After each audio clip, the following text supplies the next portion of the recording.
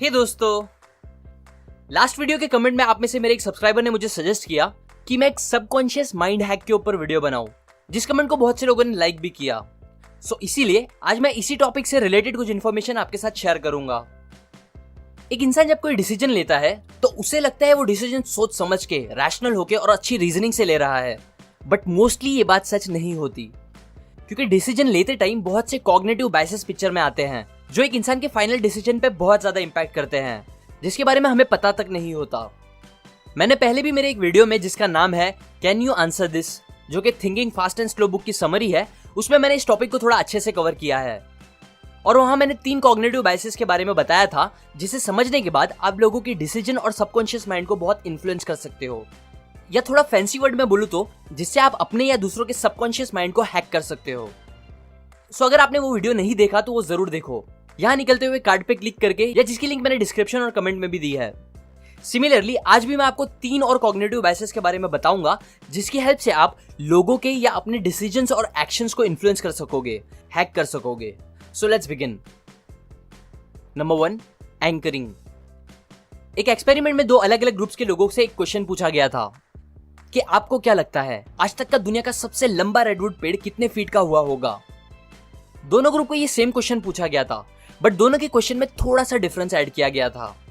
एक ग्रुप को पूछा गया था कि आपको क्या लगता है सबसे बड़ा पेड़ 1200 फीट से कितना कम या ज्यादा का हुआ होगा, जबकि दूसरे ग्रुप को पूछा गया था कि आपको क्या लगता है वो पेड़ 180 फीट से कितना कम या ज्यादा का हुआ होगा। अब दोनों ग्रुप को समझाया भी गया था कि ये एस्टीमेट जो उन्हें बताए गए हैं वो बिल्कुल सही नहीं है, बट फिर भी दोनों ग्रुप्स के आंसर्स पे इन एंकर्स का बहुत सिग्निफिकेंट इंपैक्ट देखने मिला। पहले ग्रुप ने मीन गेस किया था 844 फीट का, जबकि दूसरे ग्रुप का मीन गेस था बस 282 फीट। इतना ज्यादा डिफरेंस था दोनों के गेस में, और इस डिफरेंस का रीजन था वो दोनों अलग अलग एंकर, क्योंकि उन बड़े और छोटे एंकर ने लोगों के दिमाग को उस एस्टीमेट से अटका दिया था, जिसकी वजह से वो लोग ज्यादा दूर तक नहीं सोच पाए उस एस्टीमेट के। जब हमें किसी चीज के बारे में कुछ पता नहीं होता, तब उस टाइम हमें जो भी इंफॉर्मेशन अवेलेबल मिलती है उसी की बेसिस पे हम डिसीजन लेने लगते हैं, फिर चाहे वो इंफॉर्मेशन सही हो या गलत, इस बात से फर्क नहीं पड़ता। और इसी फैक्ट का यूज करके आप जो मेंटल हैक कर सकते हो उसे बोलेंगे एंकरिंग, जो मार्केट में हमेशा से बहुत यूज होता है। एग्जाम्पल, दुकान वाले हमें स्टार्टिंग में ही 500 की चीज के दाम को 2000 बोल देते हैं, जिसकी वजह से होता क्या है कि हम 2000 रुपए से एंकर हो जाते हैं, और फिर जब हम कम कराने का सोचते भी हैं तो हमारा ब्रेन हमें 2000 के पास ही रहने बोलता है, जिससे इन्फ्लुएंस होकर हम कम से कम 1000 तक ही बोल पाते हैं, और उससे कम तो हमें बोलने अच्छा भी नहीं लगता, जो कि और कुछ नहीं बस एक रफ एग्जाम्पल है एंकरिंग का। और इसके बाद जब वो चीज हमें 1000 की मिल जाती है तो फिर हमें लगता है कि हमने कितना अच्छा कम कराया, जबकि हमने एक्चुअल में बिल्कुल वैसा ही किया जैसा दुकान वाला चाहता था। एडवर्टाइजिंग में भी इसका बहुत अलग अलग तरीके से यूज होता है, जिसका अगर कोई अच्छा एग्जांपल आपके दिमाग में आ रहा है तो आप नीचे कमेंट करके जरूर शेयर करो और मुझे भी बताओ। Number 2, loss aversion. अगर मैं आपको 1000 रुपए दूंगा तो आपको उसकी खुशी होगी, नो डाउट, बट ये खुशी इतनी ज्यादा नहीं होगी जितना आपको बुरा लगेगा अगर एक दिन आपके वही 1000 रुपए कहीं घूम जाएंगे तो। मतलब सेम अमाउंट अगर हमें मिलेगा तो हमें इतना अच्छा नहीं लगेगा जितना हमें बुरा लगेगा अगर वही सेम अमाउंट का हमें लॉस होगा तो। आई एम श्योर आपके साथ भी कभी ना कभी ऐसा कुछ जरूर हुआ होगा। याद करो तब आपको कितना अफसोस हुआ था पैसे घूम जाने का। स्टडीज बताती है हमारा किसी भी चीज का लॉस होना हमारे लिए साइकोलॉजिकली डबल पेनफुल होता है कंपेयर टू उसी सेम चीज को गेन करने की खुशी से, और इसीलिए ही हम चीजों को खोने से ज्यादा डरते हैं, रिस्क लेने से डरते हैं, और ज्यादा गेन करने का नहीं सोचते बल्कि बस लॉस ना हो ये सोचते हैं, जो हमें बहुत बार आगे बढ़ने नहीं देता। कई बार आपने एडवर्टाइजमेंट में भी इस प्रिंसिपल का यूज देखा होगा, जैसे कि इंश्योरेंस कंपनीज अपने एड में बताती हैं कि कैसे अगर आप इंश्योरेंस नहीं कराओगे तो इससे आपका कितना लॉस हो सकता है, कितना नुकसान हो सकता है। और ऐसी कई बड़ी कंपनीज आपको लॉस बता के इन्फ्लुएंस करती है उनका प्रोडक्ट खरीदने के लिए और उसे यूज करने के लिए। अब ये तो एडवर्टाइजमेंट की बात थी। मेन क्वेश्चन ये आता है कि इस प्रिंसिपल का यूज हम कैसे कर सकते हैं। तो इसका आंसर कुछ ये है, सबसे पहले तो आप रिस्क लेते टाइम बस लॉस होगा तो क्या होगा मत सोचो, बल्कि ये भी ज्यादा सोचो कि रिस्क लेने से आपको कितना फायदा मिल सकता है, और दोनों तरफ से सोचने की कोशिश करो। और दूसरों के लिए हम इस प्रिंसिपल का यूज कुछ ऐसे कर सकते हैं। एग्जाम्पल, समझो अगर आपको किसी को बुक पढ़ने के लिए कन्विंस करना है तो उसे आप बुक पढ़ने से फायदे क्या क्या होंगे ये ज्यादा मत बताओ, बल्कि उन्हें ये बताओ कि बुक नहीं पढ़ने से उनका कितना नुकसान हो सकता है, वो कितने अपॉर्चुनिटीज, पैसे और हैप्पीनेस को मिस कर सकते हैं अगर उन्होंने अपने आप को बुक्स नहीं पढ़ के फ्यूचर के लिए तैयार नहीं किया तो, etcetera etcetera. Number 3, framing. European countries के ऊपर किए गए ऑर्गन डोनेशन की स्टडी में पता चला था कि कुछ कंट्रीज जैसे कि France, Poland, Portugal, Belgium etcetera, इन कंट्रीज में तो ऑर्गन डोनेशन के रेट बहुत ज्यादा थे।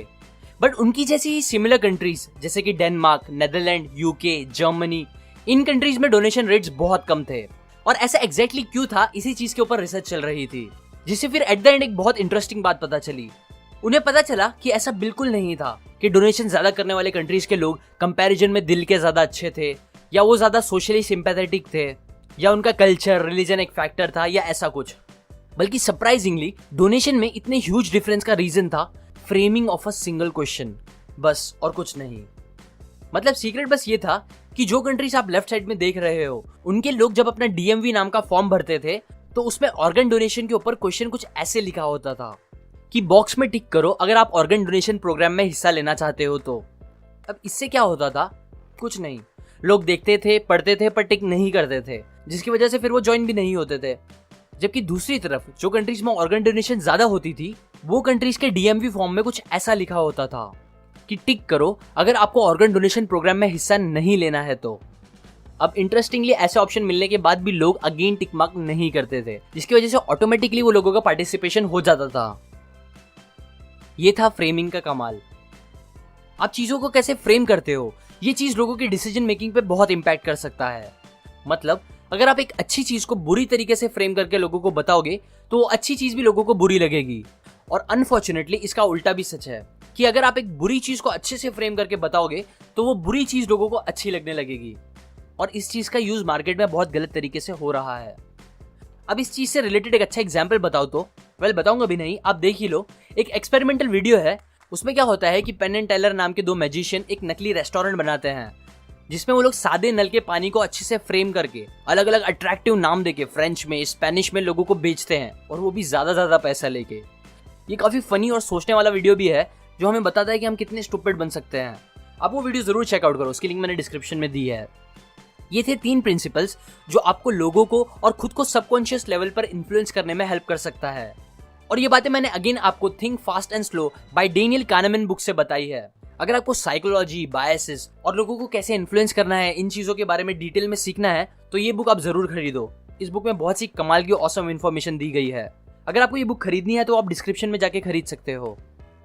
एंड नाउ टू एंड, अगर आप मेरे वीडियोस को कभी मिस नहीं करना चाहते तो आप सब्सक्राइब करने के बाद बेल आइकन पे क्लिक करो, उसके बाद सेंड ऑल नोटिफिकेशन चूज करो। इससे जब भी मैं एक न्यू वीडियो अपलोड करूंगा आपको उसका नोटिफिकेशन आ जाएगा। लाइक करें अगर आपको ये बातें काम की लगी, कमेंट करके बताएं आपको कौन सा प्रिंसिपल सबसे ज्यादा इंटरेस्टिंग लगा। शेयर करें इस वीडियो को अपने फ्रेंड्स एंड फैमिली के साथ। सब्सक्राइब करें, मैं और ऐसी काम की बातें आपके साथ शेयर करता रहूंगा। And finally, thanks for watching.